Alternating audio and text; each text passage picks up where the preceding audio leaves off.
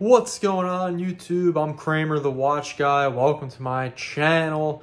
Today we are going to be unboxing my favorite watch of all time. I don't care if you have a Daytona, I don't care if you have a Patek Philippe, a Nautilus or whatever, or an AP Royal Oak. Nah, this is truly the greatest watch of all time. The Omega Speedmaster Moonwatch, specifically with the 861 movement. Let's unbox it.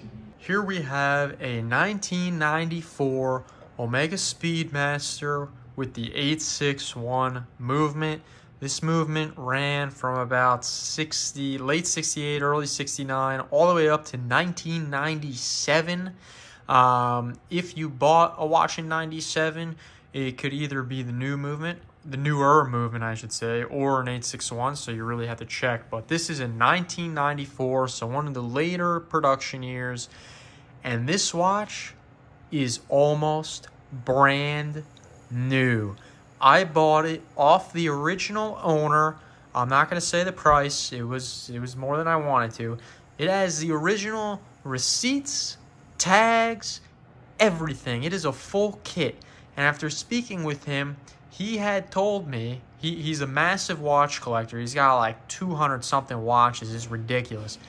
He wore this watch since 1994 3 times probably. That's what he said. Maybe a little more, maybe a little less, but this is basically a brand new Speedmaster 861.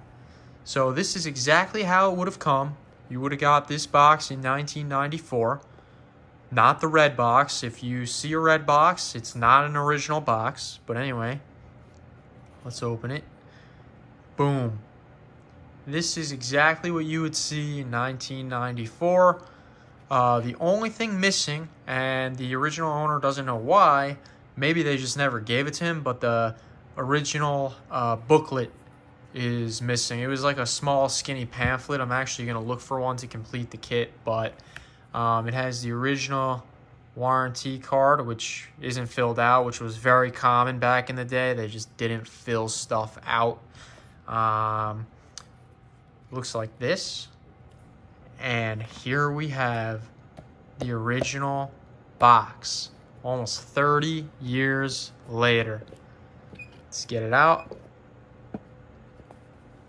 It's in pretty awesome shape, as it's probably been in a basement for about 30 years. And here's the moment you've probably been waiting for.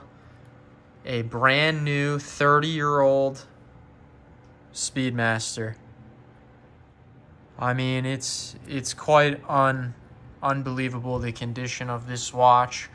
I had been looking for about 6 years. I know I had a 94 before, but it wasn't to my standards. I wanted full box papers, original receipt, the whole thing. I'm not going to show you the original receipt for obvious reasons, but this is the original tag. It has the reference number, but I'm not going to show that. Pretty wild. It matches to the watch, that's what really made me go like, wow, this thing is fully original. Here's the original tag from the Omega dealer. I believe this may be the reference number. I'm not sure. I'll have to look that up, but it's pretty freaking awesome. And here it is, my new to me, brand new 30-year-old 861 Speedmaster Moonwatch Professional. Since I was a kid, this has been my favorite watch of all time. I think it is one of the best looking watches you can own. If you're just getting into watches, this is it. This is the staple piece to your collection. Some people say it's the Submariner. Older Submariners are kind of junk. The bracelet is just not comfortable, and they're just not that great. The new ones are amazing. I actually, if you watch my last video, I picked up this awesome brand new 2023 Kermit. But even then, this watch right here is my all-time favorite watch. So a couple things to note. Number one, the 861 movement in the Speedmaster was the last movement to actually go to the moon. We haven't been to the moon in many, many years. The 861 was the last to actually be on the moon. Therefore, it is the last true moon watch. So you only have the 321 movement, which was worn by Ed White and Neil Armstrong. Obviously, Ed White has his own watch. He was the first man in space. And he was wearing the original Speedmaster. Then in in the 60s when they went to the moon, in 69, they were wearing a 321 as well. And that was worn by Neil Armstrong and Buzz, our good boy, Buzz. Unfortunately, Buzz, he was actually he was supposed to be the first one on the moon, but there was like a malfunction, something like that, and Neil ended up being the first one on the moon. But anyway, end of the day, the 861 was the last movement to be on the moon. Therefore, it is the last moon watch. Now, why I like the 861 movement is because it is still budget friendly. It's very similar to the 321 movement. If you want to look up the differences, feel free. But it pretty much is identical to the 861. The 321 and the 861 are pretty much the same movement with minor changes. And the 861 is way more economical, almost half the price. Unfortunately for me, my birth year is 1994, which is why I wanted and always wanted a 1994 with the full kit because I'm a nut. But in 94, they didn't actually make that many.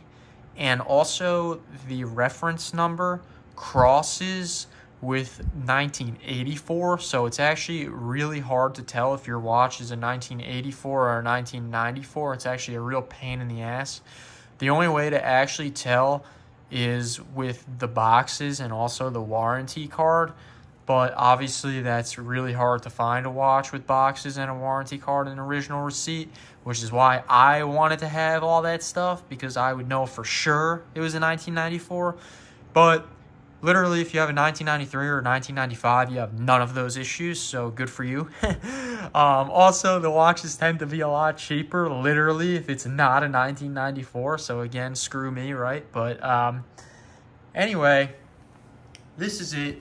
This is a brand new Speedmaster from 1994. Let's get it on the wrist, see how it looks. So here it is on the wrist. My 6.69 wrist, pretty small wrist, but it wears really, really nicely. The Speedmaster is 42 millimeters, and it's a pretty low profile overall. It's probably the biggest I could go for a watch. I have a James Bond Seamaster as well, which is 42, and it's a little bit thicker. But that's like my max.